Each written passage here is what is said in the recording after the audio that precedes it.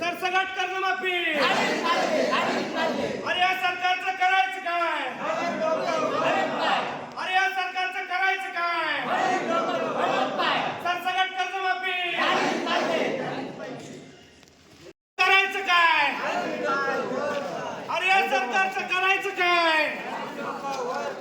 शेतकरी एकजुटीचा.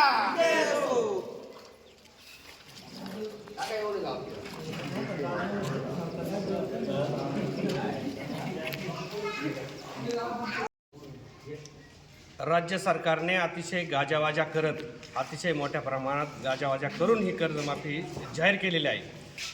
पण यांनी जे निकष लावलेत त्याचा जर आपण अभ्यास केला तर प्रत्यक्षात 60% लोकांनाही याच्यात फायदा मिळणार नाही आहे. तर त्यांनी निकषच असे लावलेत की 2019ला ज्यांना कर्जमाफी मिळाली होती त्यांना या कर्जमाफीतून वगळण्यात आलेलं आहे.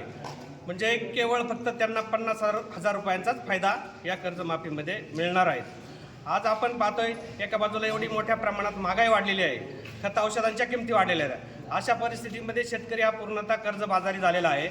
पण दुसऱ्या बाजूला हे सरकार काही धोरणात्मक निर्णय घेण्यास दिसत नाही आहे. त्यामुळे या सरकारने सध्या जी कर्जमाफी जाहीर केली अतिशय अशी फसवी आहे. या जाचक अशा अटी शर्ती लावून शेतकऱ्यांची मोठ्या प्रमाणात फसवणूक केलेली आहे.